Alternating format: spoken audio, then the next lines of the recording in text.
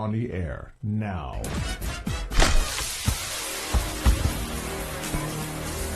And now, live from the Swords of St. Michael Studios, it's The Real Deals, Kenneth and Pharaoh's Deal. Greetings, one and all. Hello, how are you guys doing tonight? It's Happy Friday, or shall I say, Pants-Free Friday. So don't film below the waist.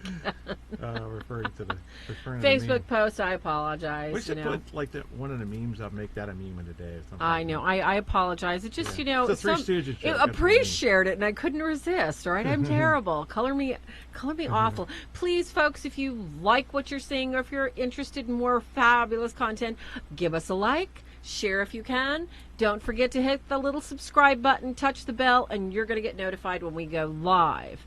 We really appreciate you following us and having fun with us. Thank you all for joining us tonight. Athena, Margaret, Miss Spa Diva, I know who you are. Doris Carolyn, good to see you. Santo Miguel, good to see you. And we always start with what, Ken? St. Jude Prayer.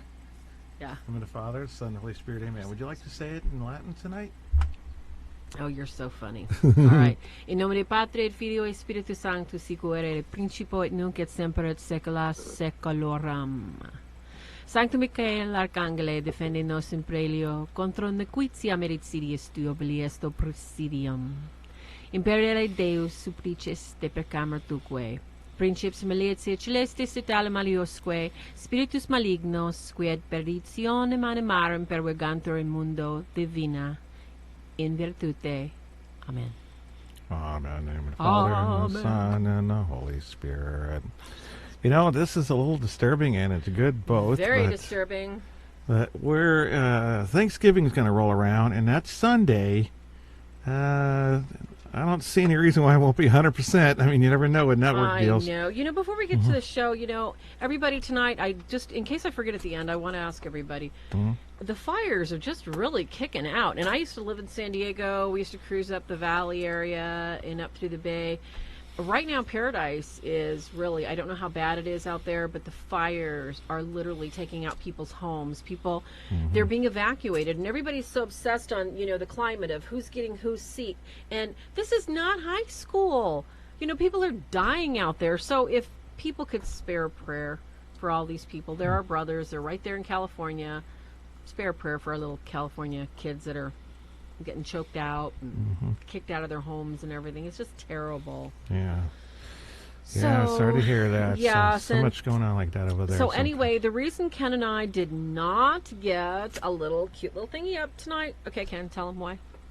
Besides the fact that I do not know. Well, we were supposed to put up a little poster, and we forgot. No, we didn't forget. Okay, so we've got some great news, and we're going to be sharing it shortly. So stay tuned to our channel so we can let you know what's going on, because we will do our best to get another poster up next week. But this week, we have surprises in store. Oh, yeah, we'll have to do like giveaways in that first show. You know that? Something like that? Why not? Why not? Denise made it. Good to see you're feeling better, Denise. Yeah. Tony, I saw your post earlier. We're going to talk about that question I sneaked in and caught you on. So, yeah. Oh, yeah, I've got fasten your seatbelts. Pre-canned, and then you can put your chat room questions up on yes, anybody, if you have any questions about what we're doing or what we're talking about, you know what?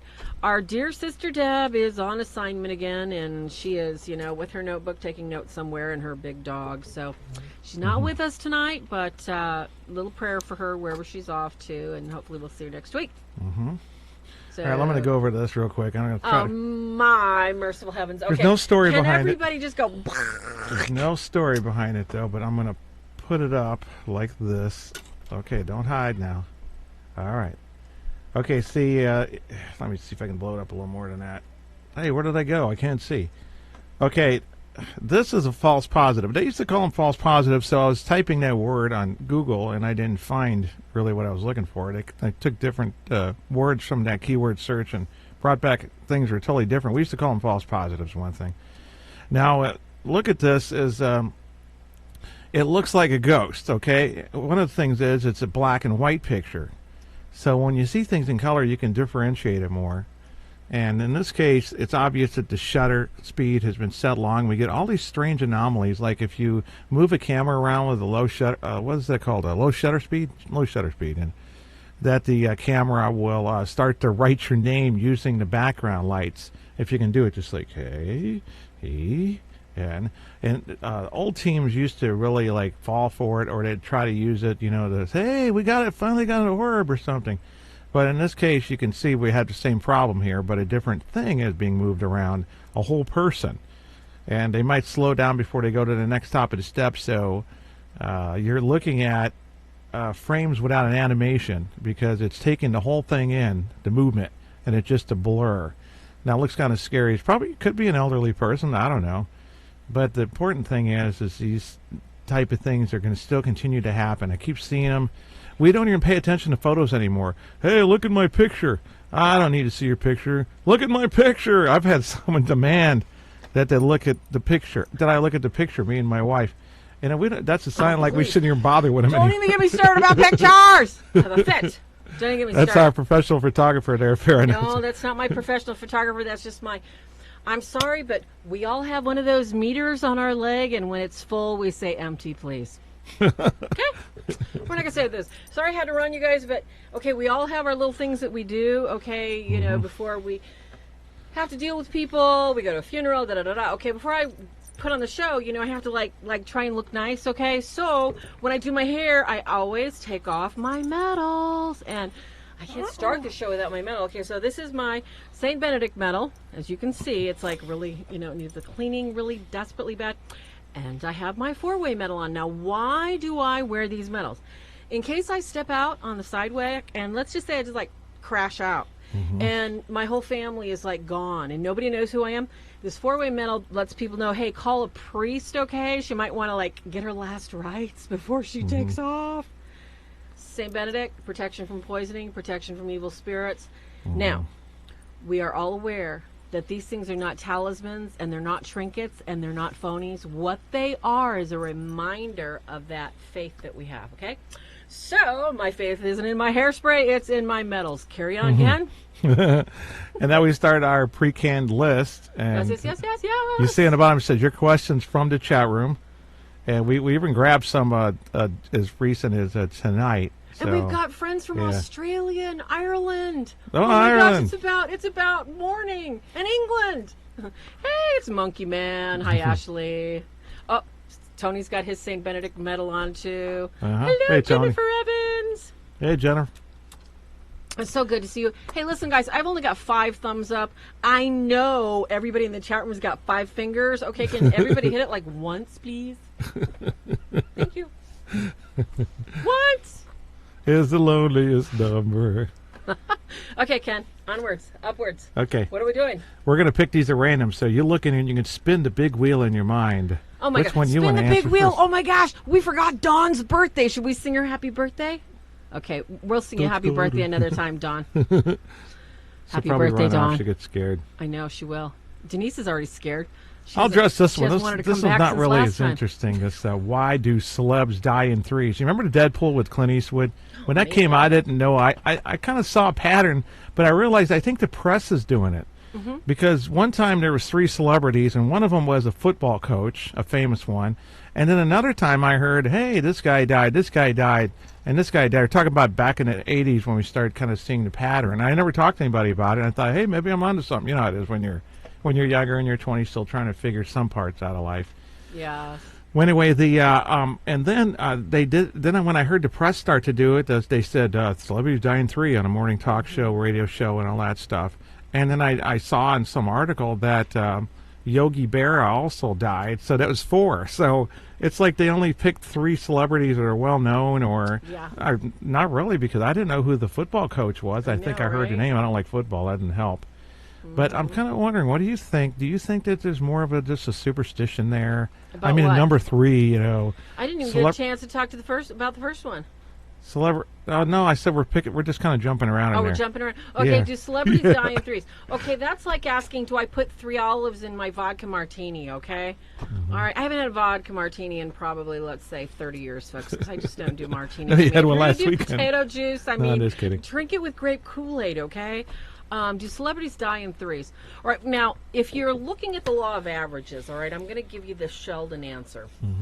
Okay, if you're looking at the law of averages here, what you're going to do is you're going to take patterns. Now, celebrity status. Are we talking current celebrity status? Are we talking, like royal celebrity status? What kind of celebrities are we talking about? Are we talking about the fact that because there's so very few of them and because of the lifestyle and luxury that they live in that makes them better targets so that we just notice they're knocked off in groupings of 3? Yeah. Do they pay attention to the 3 people that died, 3 blocks over from me? No. So, whatever. But they are celebrities. People come up with the strangest things. Yeah. It does seem like maybe it has to do also that they gamble on it, just like they were doing it in that Clint Eastwood movie, and it's like betting on the playoffs when you don't even care about basketball. They try the dog tracks like it was in the 20s and the horse tracks, but so they pick 3 celebrities and it's like they're in the hospital. So, this time around, they may count Ruth Gator Ginsburg or whatever. She ends up dying. She's not a gator. She's it's not? Bader. Ruth Gator Ginsburg? It's Ruth Bader, not Ruth Alligator. Must be some old nickname of hers it's or not something. Very nice. But, that one's just, it's, and then when we do these sometimes, we say, when could it be true that it is something supernatural? Well, you give it too much attention, it becomes a superstition with legs. Are you talking about the celebrity thing? How could it be supernatural? If it is going to be supernatural, is it possible? And what way could it be supernatural? Yeah, that's pretty unusual. Remember how everybody was like freaking out about Marilyn Monroe's death, and her house being possessed, and then of course Jane Mansfield. All these beautiful women that unfortunately met horrific. Yeah, I hear she haunts the house still as a ghost. Yes. Okay. All right, pick another one there. Okay, so spin the wheel of Ask a DL Q&A. I'll have to get a wheel logo or something. Oh, what we got to do is we got to make one of those little paper ones that go...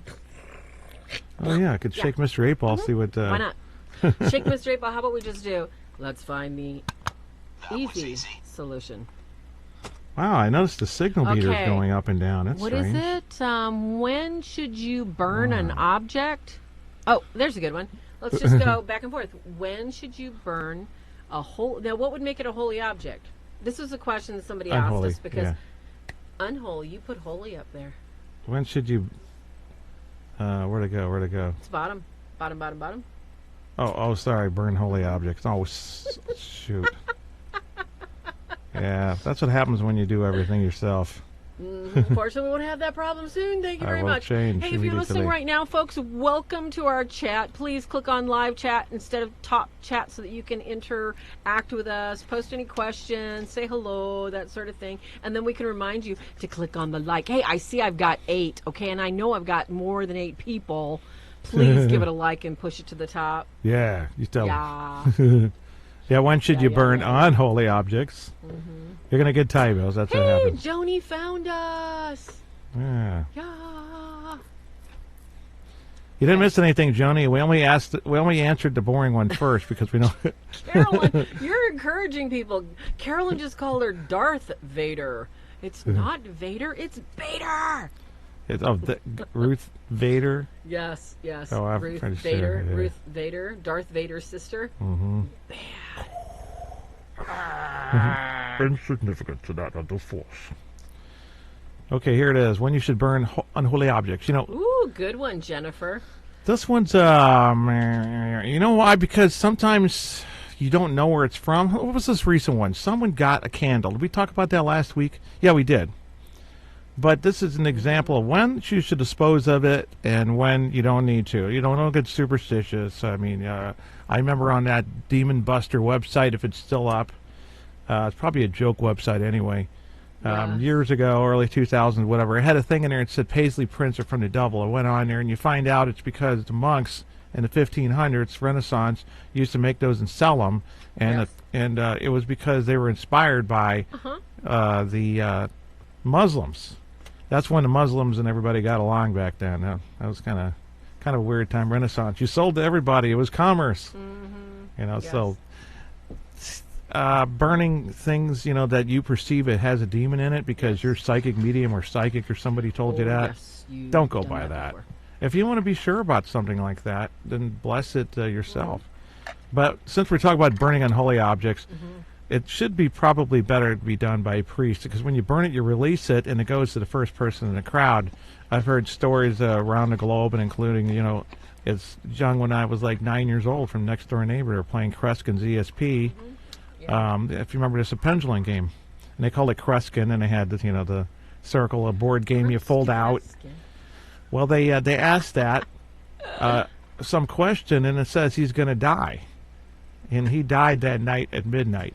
He had a bad car wreck, so they got all scared and they burned it. When they did it, it did this weird thing where it looked like a spirit was coming out of it, made of fire.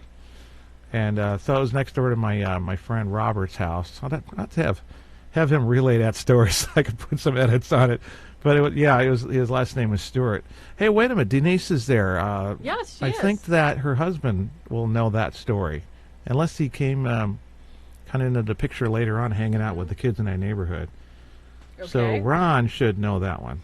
Should he now? So burning Ouija boards, all that kind of stuff. It's just because it released. I say don't break them either, and I say paint over a Ouija board to make it so it's not attractive. Like the Jumanji game, totally intact, playing its drum, so you grab it. I know it's fiction and that, but I'm just giving you kind of a reference there to know anything to put on that, Miss Farrah Rose. No, I'm ready for next. Okay, I think we ought to just get back to the top of the list there then. And Judas. Well, that's the one I wanted to introduce because I think that's a really fabulous topic. Thank you very much for putting it on the list, which I didn't want it on there. Okay, hit it. This was something that I saw on Facebook, and I found it rather interesting, and I thank you very much for, Tony, bringing it up when you did, or, in the manner that you did, because you were, I think, the only one in the thread that had any clue what they were talking about. Yeah. There are exorcists that have encountered the spirit, and we're talking about the number one here. Could Judas, as a spirit, possess a human? And Judas, in case you're not familiar with the story of Judas and Judas, Judas sold out his best bud, Jesus, who he was running his shop. He was collecting the money and distributing it to all the disciples and stuff. He was kind of like in charge of the house. Well, he found out he could get 32 pieces of silver for Jesus and turn him over, then give him a kiss in front, and boom, there he went. Well, it wasn't as easy as that. His damned soul, as the spirit of, I'm not sure if it's St. John Bosco, St. John the Great, or St. John the Justice, quoted as saying that all people die, some never leave. Judas was one of those that obviously hasn't left, because not only his father Ripperger and other exorcists had to deal with him, but the people that have been allowed, to be in partnership with evil things have somehow or another invited the spirit into them. So Judas has been allowed to possess a human, and it was very difficult for people to understand how could this happen? How could this be? And there are some things we will never understand. Exorcists have confirmed it. Saints have confirmed their presence and have proof. So I was very, very, very, very glad to see that this information is getting out there, because people think that and do you want to explain this in depth, Kenny, or do you want me to go on? Go ahead. And interject when you want to add on to something, so we can make it a good full answer. But this hasn't come up before, except in the question No, it really hasn't. Yeah, I don't think we put it on the show, at least the video, or even the radio show since 2013.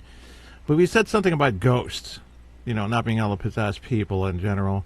But here's the thing: you make a deal with the devil, and it's a contract. He's got to fulfill it to some degree, but he's not going to bring you into heavenly or paradise.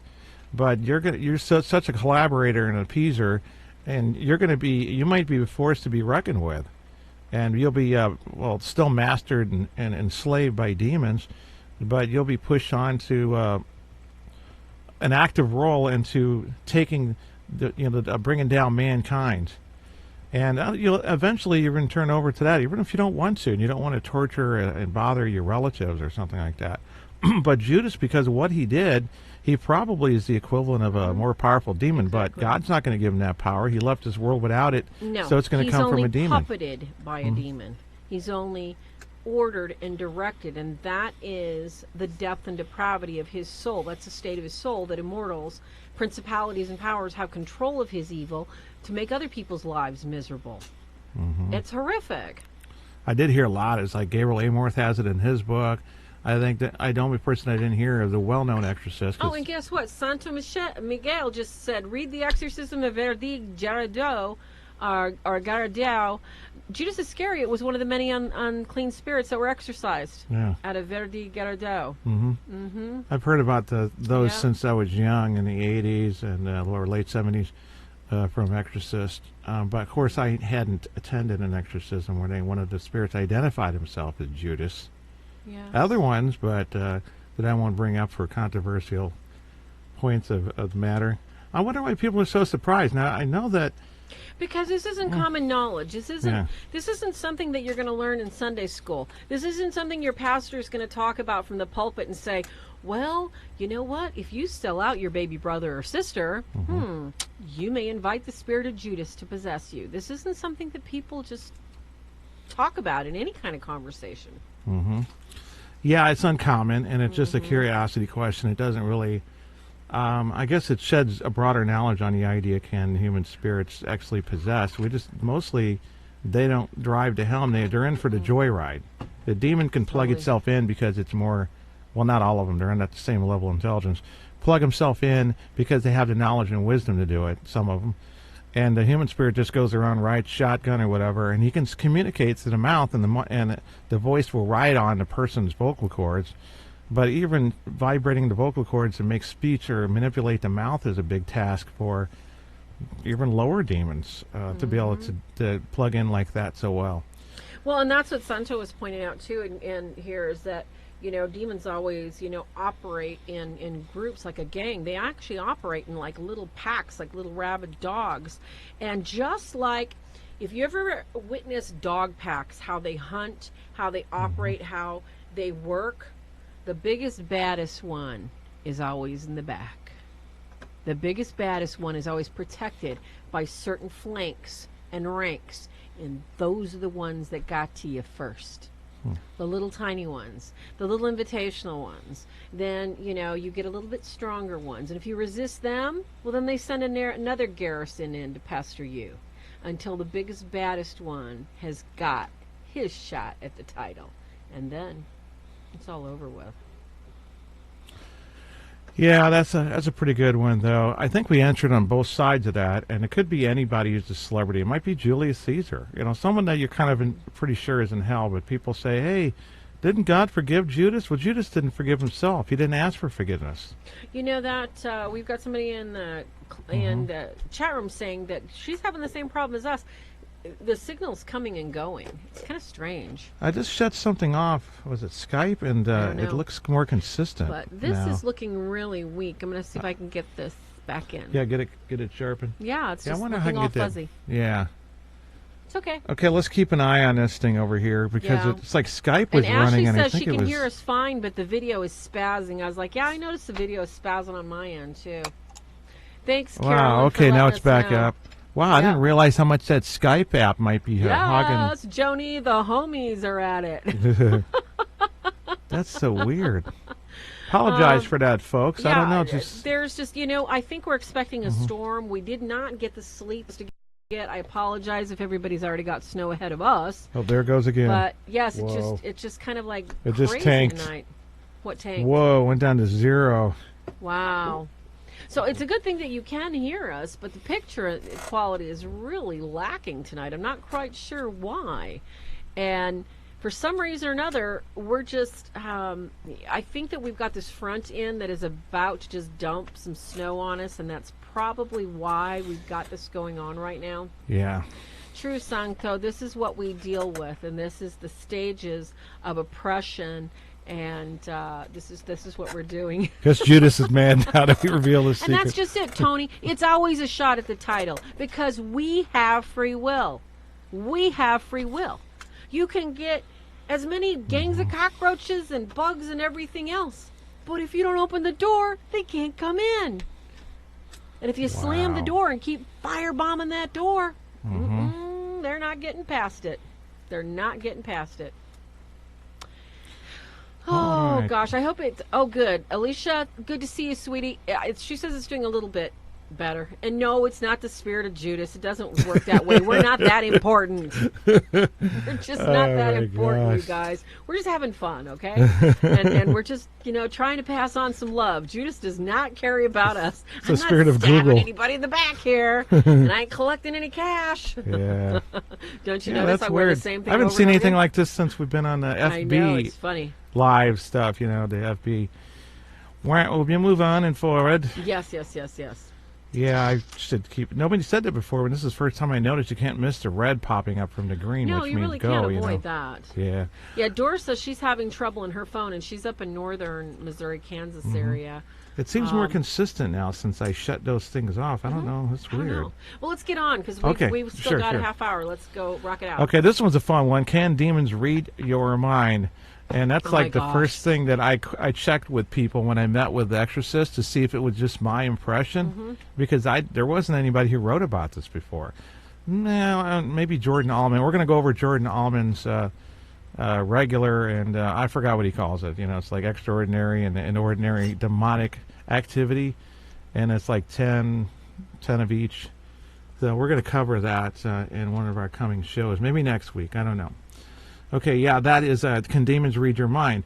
We get a lot of possession cases and or oppression, and the demon, talking to your ear or whatever, tries to convince them that, yeah, I know everything you're thinking. That's to drive them crazy. They try to project the idea that they have more power, don't they, Farrah, over the individual. And this is kind of like probably what prompts this question sometimes. You don't even have your own thoughts to yourself. That can get you real fast because they try to act like they're reacting to you before you even say it. Exactly. Before I address this, Zuma just posted something that a lot of Catholics believe, but they're really not sure of. And I know as a catechist, Ken, you can correct me. So before we answer this, Zuma, I want to address this. Okay, Satan supposedly got mad because God chose to become human, and he had to adore a human, and he refused to. Actually, it goes much further back in the creation story. See, humans live in this timeline here. In the immortals, they have no time. All right? So when Satan created these, or when God created this most beautiful Lucifer, Satan, when he created them, he infused them with a knowledge that this is what I'm going to create. No. And this is who you will need to serve, because God gave his angels charge over us. And then when Satan found out that not only was him and the angels going to have to take care of his beautiful, beloved humans, but he was also going to have to serve a God who would lower himself to become human unequivocally, non serviam. I'm not doing that. That was his ego. His pride was so great, and he loved God so much, he believed that he was going to protect God by refusing to do what God had infused in all of his holy angels. So did I clarify that, Ken?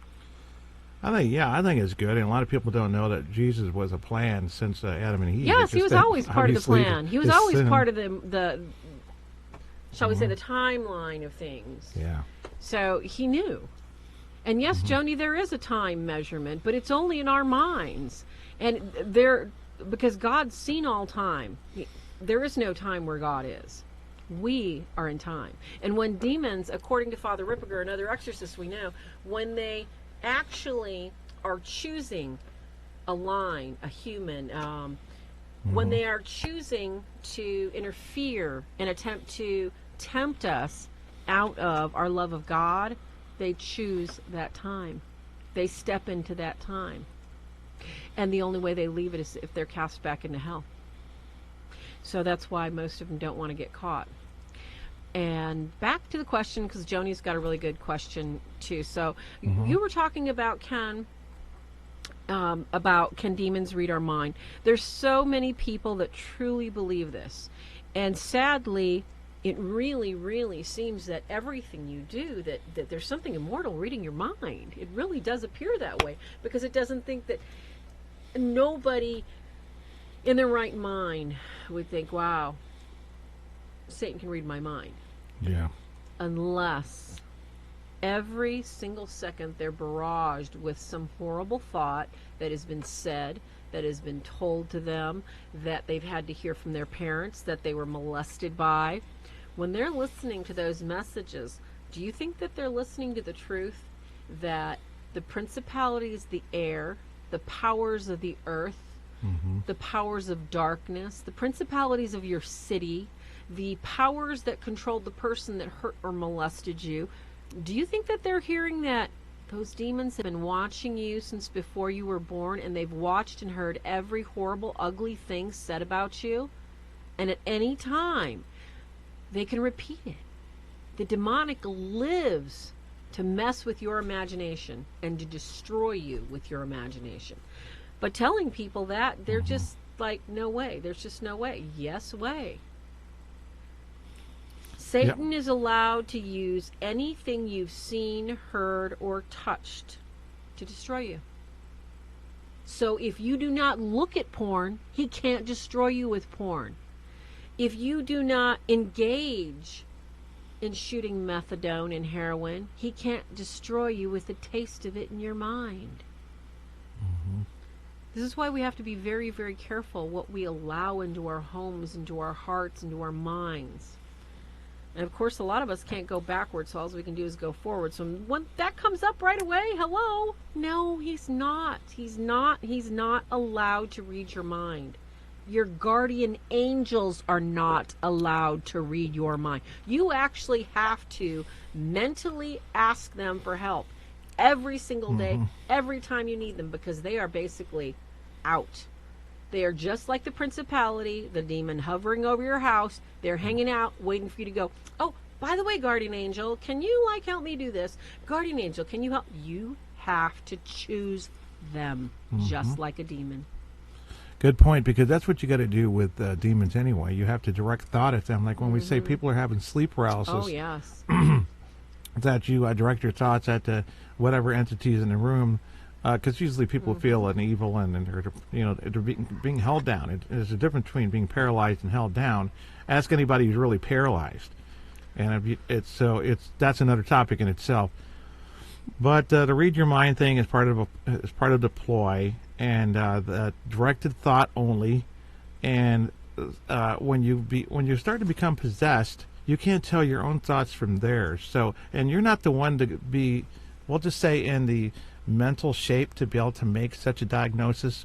So just take our word for it, or ask any of the exorcists who will concur. They can't read your mind in a way that you think they can or possibly might. No, exactly. I've got 2 questions from chat. Let's hit this one first, because I think this one's really good, Ken. And I'm writing Doris's down. Thank you so much for the good questions, you guys. Okay. The first question is, how long does oppression usually last? So let's kind of give them an idea, how, we actually know that somebody's suffering an oppression, because it starts with vexation. So can you give people an idea how long an oppression might last, Ken? You mean after you get it, or how long it takes to get there? How long it lasts. Like, let's say you're already vexed and, you're in oppression. How long does it last until you're possessed? That varies. It depends on if they keep committing a mortal sin, or of course, the more lethal ones tends to be, and it's hard to understand. But with my wife talking about porn addictions, morality is the second to direct occult practices of conjuring and witchcraft and that sort of thing. And the two of them mixed together, you're going to get an incubus, succubus, maybe both. Who knows? But the problem is that the variables are so broad that I would have to assess it as you would on an individual case-by-case basis. And part of it's a spiritual assessment, the faculties, and how they continue to live. Are they really doing what we recommended? Are they staying away? Are they following the commandments? That kind of things. And then we end up with kind of a mathematical formula. No. but we get a general ballpark of an idea. Hey, it should take like 90 days if you do this and this and this and this, because 90 days does seem to come up a lot. 3 months. You know, if you think about it, how many people had a lot of relationships or a lot of dates, and you realize they always came to an end in 3 months most of the time. It was like timely. And we noticed that when people have been oppressed, particularly when we took care of the house, but I've asked I can't give a statistic from well, from past cases, I mean, just to pull it off the top of my forehead, when I think of people that have been oppressed and how long does it last before they go into, full-blown step in possession to possession, usually oppression is like when your doctor tells you you've got cancer. That's the point where you got to take your antibiotics, and you got to sit up and take your anti-demonic seriously, because if you don't, you're totally going to be like, you're going to be in the bucket, right in that little barrel over there, because there's nothing they'll be able to do about your infection. And how long does that last? That basically is up to you. All right, because we're going to go to the next question. We're going to add this in, because I think this is a really good rejoinder when we're talking about how long does oppression last, as opposed to, like he says, it varies for everybody. The question really ought to be is, how quick can you stop it? And when you're looking at the timeline, let's hold up the parallels here, similar, of somebody that has just been exposed to the common cold. So this is a person exposed to the common cold. This is the initial. And this is a person that, let's say, has a porn addiction, and they're on their way to being oppressed. And they have said, nope, you know what, I'm not going to be looking at that. I'm going to just cut myself off from it. And the person that is getting a cold, he's like, you know what, I'm going to be very careful. I'm going to wash my hands, and I'm not going to touch my eyes or my nose or anything like that. The anti-demonics and the antibiotics work the same way. Okay? You touch a handle, you rub your eyes, and you're like, oh my gosh, I can't believe I forgot it. That's stage one. You fell into temptation, you touched it, you did it. Porn addiction? Oh, there's a woman over there, and she's bending over. She's got a really low-cut shirt. Oh, and you step in to look a little bit more. Whoops! Didn't pass up that temptation, did you, dude? Yeah, the little battles make a difference. What happened? Ooh, the demons are having fun in your mind. They're like, ooh, did you see the size of that? Ooh, you got to look at some more of that. So what happens? You go home, and it starts rolling through your head over and over and over again. And inside your body is trying to make up antibiotics because your nose is starting to run, because you got this fabulous thing going on called a cold that you can't get rid of. All right, so that is from temptation to vexation. So now you're in the middle of being vexed constantly, because you're sniffling and you don't know what's going to happen. You don't know if your head's going to explode. And the porn guy is like, okay, soft porn is on regular TV. All you got to do is just look up somebody's mini skirts. But there's some really sick, hard stuff out there. Tell them real quick while you're on it. Tell them what vexation is, because it's not used as often outside in the mainstream. A lot of times, vexation simply is when you are giving into temptation. The vexation is the stage of a person that's on a diet being handed a chocolate cake in their mind and in their eyes every hour, every other few hours. That's vexation. You could call it a stage of temptation. And they use the ground they have gained by you answering the call or whatever, even overeating for some certain extent, or, it can lead to depression, and you cater to depression by eating and shooting up or whatever it could be. Yeah, that's and it wasn't talked about enough, because I think it's the deeper theology of the psychology that is affected by the spirit. Father, I heard Father Vince Lampert mention it in his regular talks that you might find on the internet too, but I didn't hear it that much before. But I know that when originally, like in the Conjuring movie, for example, you got Ed Warren up there with chalkboard, 3 stages of demonic activity: infestation, oppression, and possession. That's simplified. That's 3. And I always said there were 6. What about death? They at some point or another, you're possessed. They seek the death of the others, or of the person who's possessed, suicide or whatever, and to get the goal and hope they're going to be able to cash in their chips and get a few souls for for their, the side of their hell plane or whatever. And there's stages of psychological and spiritual degrading that goes to oppression, subjugation. And oppression is a battle obsession, that can last months to years. There's no set time. If you're a good warrior, you can get rid of it right away. If you're not such a good you might be dealing with this for a decade. That's the sad thing about it. Most of the time, they don't even know. You don't. You really don't. It's like an alcoholic scenario. And the other question that I need to get in here real quick is, this is a good one because a lot of people aren't aware of some of the invitational games that are available today. Mm-hmm. And there's one that I'm not familiar with, gentlemen. Are you familiar with Steve Huff? He's got a paranormal show. Well, anyway, I guess he's got this fabulous wonder box that is basically talking to spirits. And we were asked if we were familiar with it, if we'd seen any of Steve Huff's videos, or how this was actually beneficial, or is there anything that you can say to comment about this? Do you want to check it out and come back and comment next week, Ken? Maybe. Is Huff box is someone trying to take claim for the old Frank's box? It's a wonder Telephone box. to the dead? It's a wonder box that basically talks to spirits. Oh, it talks to spirits? So it uses a voice synthesizer? Yeah, Steve says why would they care about what a computer says to them? Steve Foster's saying he builds these so-called spirit box, and they look like something you'd see in a movie. A bunch of flashing lights and voices, and supposedly they come out of it. So Huff is the new snake oil salesman of electronics? It sure sounds like. Yeah, Frank Sutton came up with this device, and it was really simple. Back in the old days, I had a gray book, and I'm into electronics, of course, in the 1980s, and it called How to Build Parapsychological Devices, Aura Viewer, et cetera, et cetera. Well, they had one trick where you take an AM radio, you connect it to a recorder, not a telephone or anything, and you put it in the graveyard. And the whole idea is it's acting like a detector circuit, so you might hear whole voices out of your ear. There might be a distant fade-in, fade-out AM radio station. You're supposed to tune it to a blank station, I think.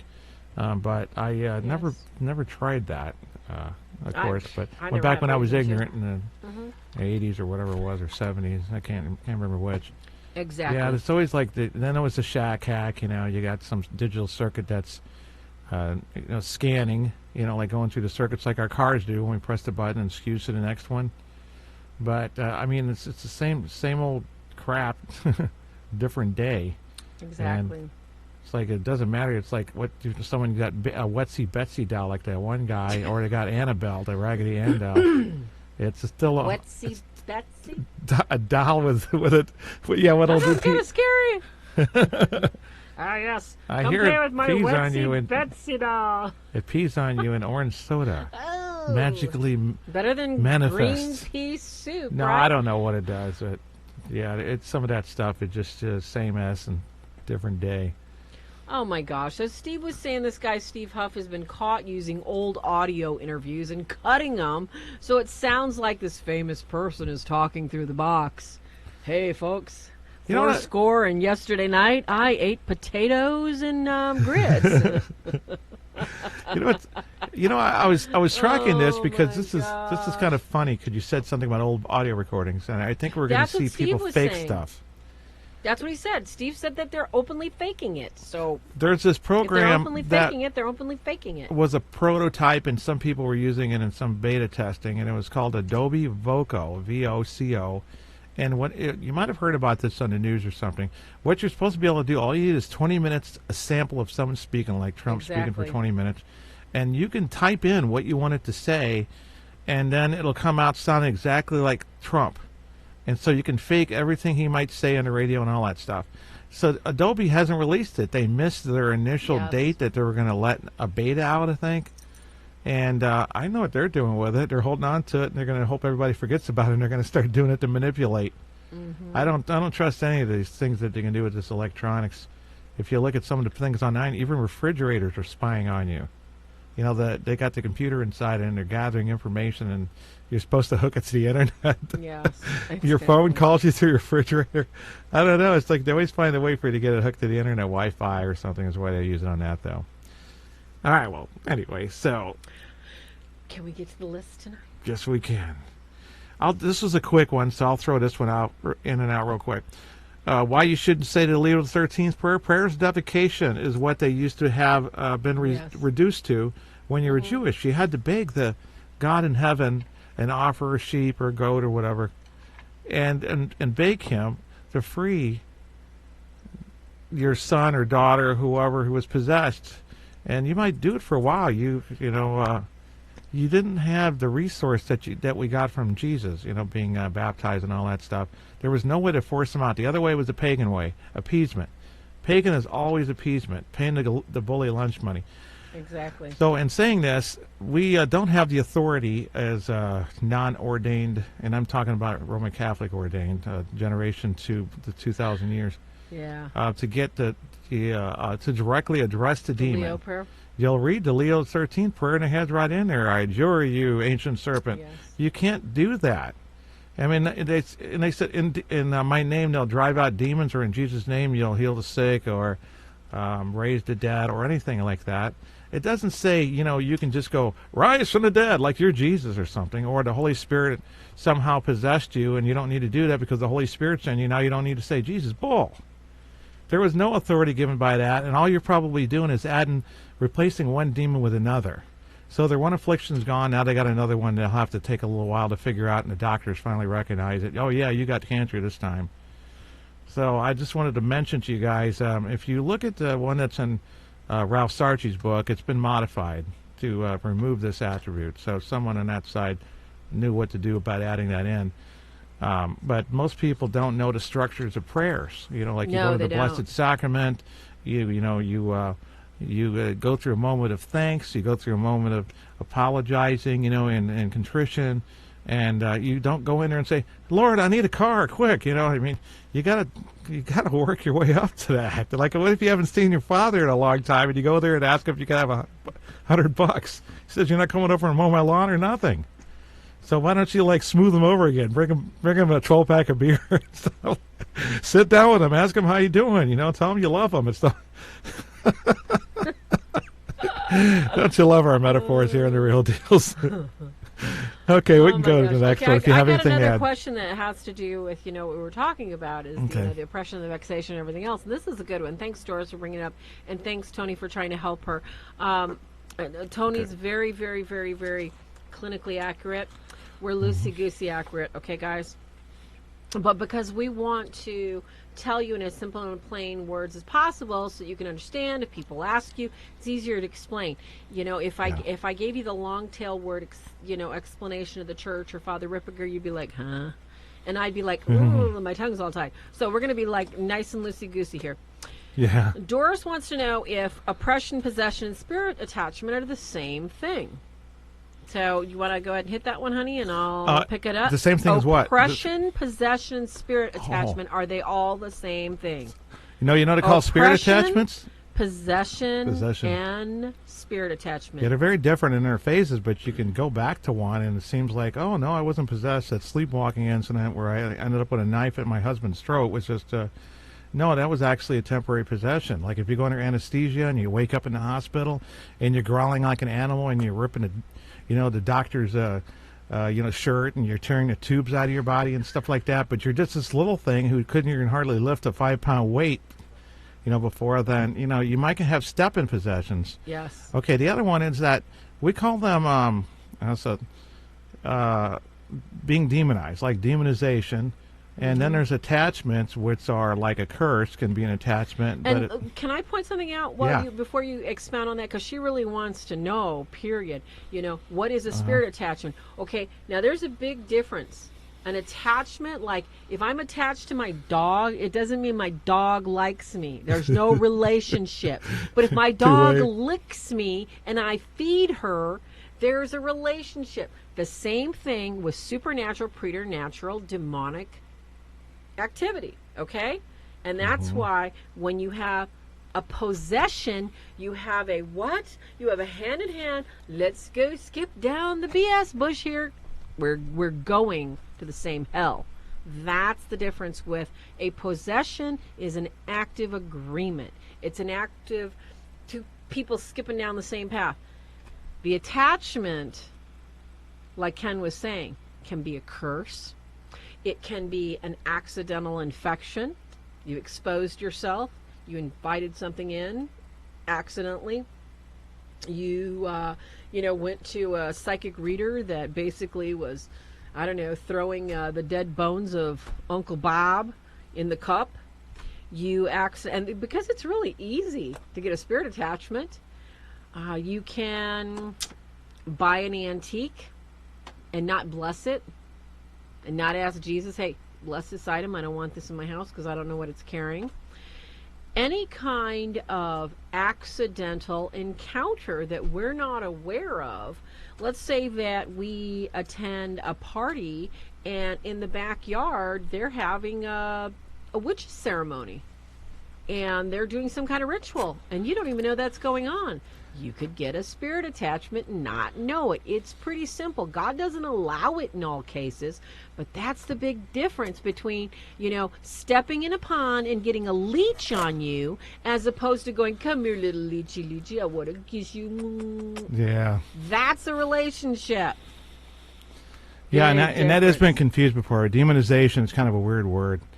But that's like, you can pick up and you go to the graveyard Tony, and you walk across the difference is that an attachment is not so much the demon has been given legal rights. We give that demon either consciously, subconsciously, by omission, by commission. We give that demon the right to attach itself to us. Sadly, but true. And you can gain more attachments by repeating what you did. So that's why some possessions have more than one demonic spirit, is they keep letting it in again. And then instead of the same one going through the revolving door, you get his buddies in the same tribe. Tribe's a Pharaohism, by the way. You might call it the same rank or same type of demon. If it's a demon of lust, for example, and the person's a pervert. That kind of nature. But that's a good question. And oppression is a stage that can go in and out, just like possession. But you can have oppression and sometimes possession, because possession's not there 24/7. No, it's very rare. It's never allowed 24/7. I don't care what anybody says, or anybody says, I'm possessed. And I'm possessed for 3 days in a row. No, this isn't a migraine. No, this isn't childbirth pangs. No, this isn't an irritation against somebody you love. This is possession. It's not allowed 24/7. Period. Yeah. Even with the relationship. What few mental hospitals we have, we might have people there seem like they're 24/7, but then again, they're not. They'll say that the patients seem to be inconsistent as well when it's mental or questionably so. All right, let's see what's next. Anything from the chat room, that's a priority. That's fine, because we can hold on to this list next week, but one of you may not make it because you might have something to do with it. I know. And it is Friday night, and the feeling's right. Friday evening on the boulevard. Let's get it. Okay, what's next? All right, do Catholic priests get... priest again is spelled wrong. Okay. You grammar notches, leave me alone, all right? I got my skills. Did you see that, Tony? He spelled the word wrong, Tony. The Catholic priests get affected by demons, and of course it can mean on any level. And, let me start off that our Father Rippinger, he told a story, and I won't forget it because it's the first time I had validation, because I didn't think to ask priests. I assumed by default they were protected, because I think that some pride comes out. We all want to see that, our priests or pastors are totally protected from demons, and there's no way they could get vexed, tempted, infested. That's the way we look at it, too, as kids. We would like to and believe all that. We really would. He said that when he was talking about when he does the work, he says, I pretty much had to come up with my own prayer. That is, to keep from being oppressed by demonic spirits. What he meant was they would go after his finances. And that's a very common one, or go after things to break your car down and cause more money. And not just that, you lose a job. That can be bad. They break your computer, electronics, phones. Bad luck just seems to go everywhere. And so he wrote a prayer. He wrote Prayer Against Oppression. I've been doing the Breaking Curses prayers for years. The reason is because they both act the same. They call on the intercession of the saints. They claim rights, power, and authority. And there's like, in the name of Jesus Christ and by his precious blood, I seal myself, my family, my relatives. And I did that all those years, and that one worked just like Father's. But Father figured it out. He narrowed it down to being that it was about claiming your rights, power, and authority, and reclaiming anything that might have been lost or conceded any demonic spirit. That's on our website, and it's in Father Chad's Order of Exorcists / Sorrowful Mothers Ministries in the book. But I'm glad that he came out there, because people don't hear me as much, even though I've been saying it for a while. Father Chad came out in 2013 like gangbusters, and the videos are just flying on the internet. Doggy kisses. See, there's our little puppy dog. That's our Tribble. Where's Shaggy? I had to show everybody our little Shaggy girl. Did I get it's they're human, but most of them don't know. Asking you shall receive. That not only means that you're going to have to directly drive a demon out in Jesus' name. You're going to have to ask for protection for yourself. I think that laity are risking it because not everybody's called. I think that every bishop is an exorcist by default, but every priest isn't called necessarily. Exactly. So there's some dynamics there that can kind of mess up that statement. But long story short, Farrah? Well, I just would like to point out, if you have not, if you have any interest in this topic whatsoever, and you would like to see a generalized idea of how protected priests are, especially priests that do the Roman full rite. There's two rites. There's a minor and there's a major. And by full, I mean both rites. The story of Gary Thomas was really well done in the rite. And being a absolutely holy priest that does nothing but pray, fast, and do the right thing did not completely keep him from any form of being infested. And he did everything right. There was never a time in this actual priest that this happened to that he wasn't praying. He was not tempted by any sort of lasciviousness or acts. This was allowed. And for many, many centuries, many holy people, and including laity, wonder why would such a good man, a good priest, be allowed to be vexed or possessed by a demon. And the only thing that we can find in everything that we know and everything that we adhere to is that God allows certain periods of temptation and vexation in order to draw us closer to Him. In other words, if we're out there swimming in the ocean and all we got is a little tiny little inner tube around our waist, sometimes He takes it away so we'll swim back toward it, if that makes any crazy sense. And for a lot of people it doesn't. They think, how could a just and loving God allow these things to vex us? Well, there's a very, very, very good saying, without the darkness you can't appreciate the dawn. And it's very, very true. Sometimes we can't appreciate what we don't know we already have. It's not a strange thing. Sometimes the negative stuff drives them back to Jesus and back to church, and then they get close to the end of life, it gets dangerous. If they only knew. But that's a good one, though. But let's move along here, and we'll talk about should get out and re-blessed the demon. Oh, the why teach a demon by its science is a quick one too, I guess, and see what you think about it too, Farrah. What's that? We have one more question before we got to check out. Oh, go. You want to take that one first? That's fine. This is a really short one, and I want to answer it last because I want to answer on a positive note. Okay. All right. Yeah, that's a good idea. We got to do that. That's why we make light of this stuff. People say, "Well, why is everybody laughing for?" Why do you guys laugh about it? All these people are hurting and everything else. How come you make fun? If we didn't laugh, we would be in those cute little suitcase packages that wrap around like this, and we'd be like, "Ooh." We'd be on our meds, and we wouldn't know what the heck was going on. Seriously, you have to laugh, because if you don't laugh at the darkness consumes you.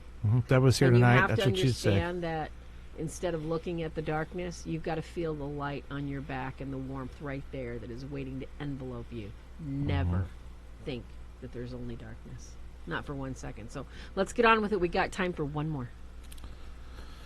Okay, why would a demon teach someone about science? And it's like, that's a question, too. Oh, my gosh, I know. Can you believe that? It's coming from people who, when the demon seems to assist you, like, hey, help me find my car keys, they're going to be all bad. It's the same answer. Isn't it fair? It's just Totally. science. You know, science is really the cornerstone of atheism because they explained everything with supposed science and nature, like we're living in a dark age and we still don't know why static electricity makes us get shocked. We don't even know what it's called. We don't know why it happens. And you'd think it's demons or something or whatever. Yes. The Catholic Church really wasn't that ignorant. They're actually boned up really well on science. Right now, you know, they have one of the world's largest observatories. It might be probably a smaller class of large now because it's been up for a while, watching for anomalies for whatever reason. Maybe they did that to offset this Galileo stuff. But back then, you remember this, there was a kind of a cross confusion about the watchers of the stars, which were pagans and and then astronomers. You know, they got the astrology and astronomy. Did I say that right? Astronomy. Astronomy. Yeah. Why not? So they teach It's you all about about the science. You know, stars. it's like, what's it for? And it's to help you trust them. And you know, just like with finding the keys. Oh yeah, they're my buddy. They find my keys and they help me meet my girlfriend. Because it's usually guys that usually say this stuff. I know on the science thing, or you know, they start this Keys of Solomon stuff. Okay, let's go to the next one because that one it doesn't deserve any more attention. All right, last one. I got to get my question in. Okay. Oh, we got one more still? No, I've got one that I want to end with. Okay, let's see what we got. So just one more, okay? Okay. Let's see here. Bless our grandkids. You know, this has to do with Father Rippinger goes into detail about it. And I mentioned him a lot. What's the question? Ask a demonologist. You have to tell people what was asked. Okay. We rely on the priests are going to go into... person bless my own grandkids. That was the question. And that's asked by a lot of grandparents. Because, you know, what we're seeing right now, you guys, more than any other time than I can remember. I don't remember my grandma raising her grandkids. I don't remember her telling me about her grandma raising her kids. Except maybe when they were little and she had to work 2 jobs. And, you know, that's a long story short, but it just didn't happen. Yeah. Now more than ever, we are seeing enormous amounts of millennials dumping their children on grandparents. Their mothers and fathers, Yeah, their mothers and fathers. And I shouldn't say millennials. Maybe some of the Xers or Gen Xers are doing this. Yeah. And sadly, we have got all these older parents that are now becoming new parents to their grandkids. So they're taking on responsibilities without the so-called legal rights. So in other words, here, take care of them. You know, I'm not going to send you any money and I'm not going to give you any legal rights, but, you know, you got to help me out with them. That is so wrong on so many shades and so many levels, folks. But the grandparents are like, what do I do? How can I do that? Because their love for their child has said, yes, I'm going to do my best by this grandkid. And here you've got a child that is unruly, surly, angry, upset, isolated, abandoned, objectified. And the kid's just like, he's like a nervous wreck. I mean, he's loving his grandma and grandpa or whatever, but he wants his parent. So grandparents are like, what can I do? And we're talking about grandkids all ages, you know, from like 3 to 13 to like 30. They've lived with their grandparents and they're like, what can I do? Can I bless them? What can I do here? So Ken, expound on what you really legally can and can't do as a grandparent. Yeah, unfortunately, in that way, it doesn't, you know, even if you adopt legal or something like that, it has to be kind of passed on. It's some kind of weird hierarchy that can be adjusted if, say, the parent dies and the grandparent takes over. But in reality, is the hierarchy is true with what they've been saying, because we've seen it, and they get beat up for it when you're out of order. Like if we go to a place and we bless their grandkids, I don't have the authority to bless. I'm not a priest. That didn't come with our profession as Franciscans, in our confirmation or getting certificates in anything and it relates to church or being appointed in any position or anything like that. It's still not an ordination. Priest, and deacons some capacity on some of these things.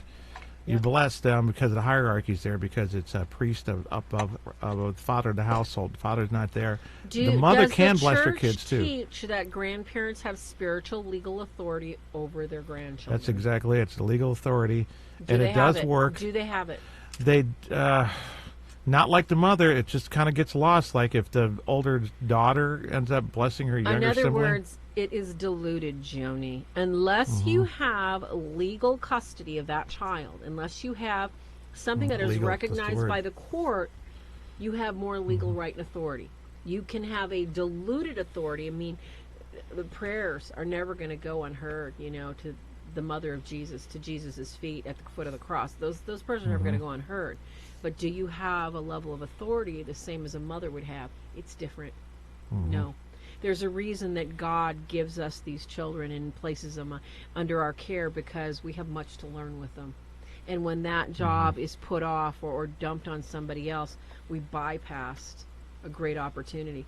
And those grandparents, I believe, are given a greater spiritual authority, but not the same authority. That's what I think Ken is trying to say. Yes.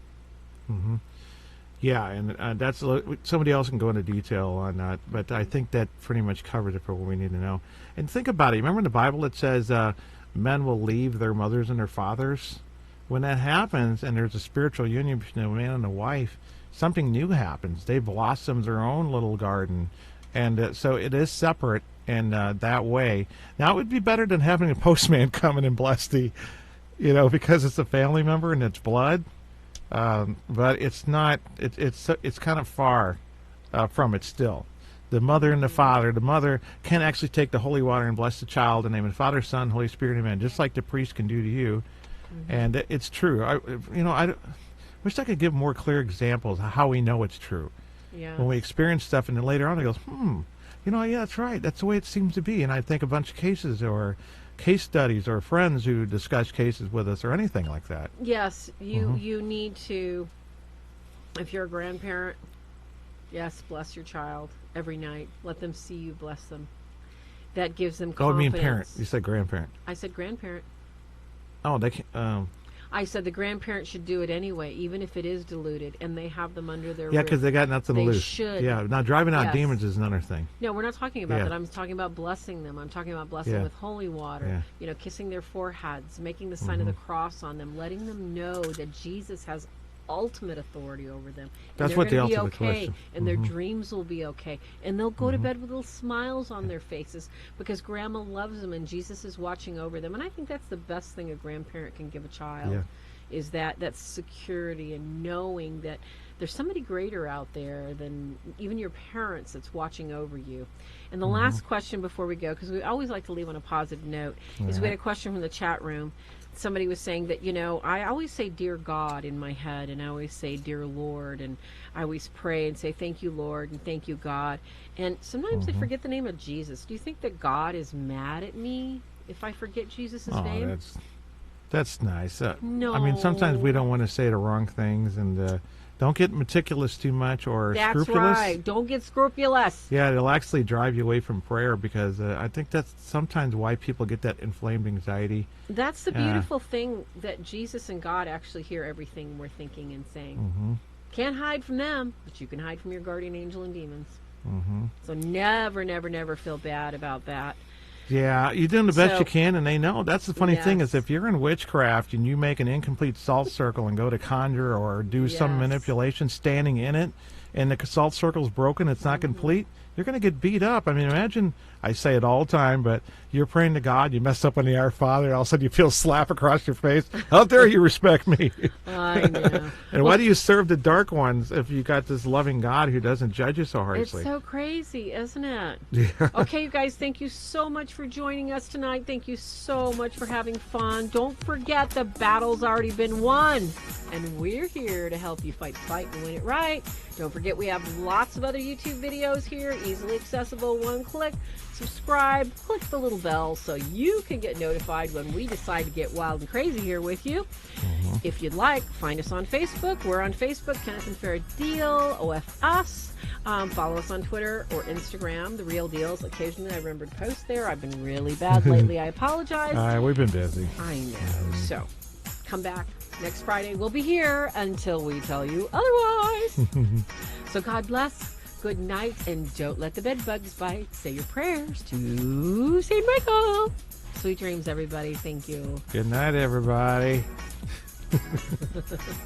See you next week. I'm not sure what the topic's going to be, but I think it'll be Jordan Almond's. We're either going to do Jordan Almond or more Ask a Demonologist stuff, because I have got the questions this week, kids. Yeah, either one. Okay, so that'll be worth it. Good night. God bless. Say it 3 times. God bless. God bless.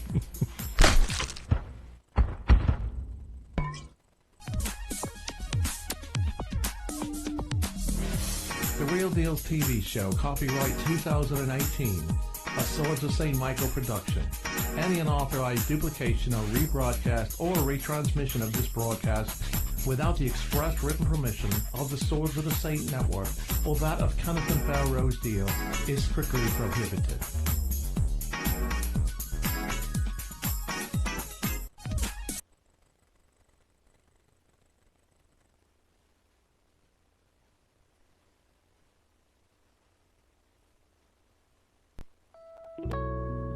Are you looking for something special to remind you what a mystical experience prayer can be? Are you looking for something beautiful to hang in your car for protection? Try Prayers by the Bead. You'll find a variety of original, one-of-a-kind Anglican prayer beads, Lutheran, Methodist, Catholic prayer beads that are made to your specification using our materials or your materials made to order in just about any design that inspires you to get prayed right up. Sarah has about over 100 in her inventory pre-made, and guys, yes, there's plenty of rosaries and designs for you, so to give to your father, for yourself, for your own prayer life. We have a variety of exorcism medals, including the St. Benedict cross, beads, anything for your spiritual warfare needs. So, if you'd like some more information, find my page, Prayers by the Bead. Hello, this is Brother Kenneth. You can help support our ministry by subscribing, liking, and especially viewing our videos on our website, which are designed for self-help and education to help yourself and help others. And it's all free. Make sure you check back every week because we'll have new content loaded every week, at least another episode of The Real Deals TV, and share with your friends. You can also click on the bell icon next to the subscribe button near the top right of the screen. It'll give you notifications as soon as we get new videos uploaded, as we'll continue this huge library of education. Unlike anything else that you've seen on the web so far, putting the real truth, the real facts, none of this mamby-pamby stuff that has all of this new age stuff, witchcraft, keys of Solomon, none of that stuff is going to be here. Just pure, unadulterated Christian Judeo solutions that work. That's at youtube.com/therealdeals. Or you can surf there from the swordsofstmichael.org.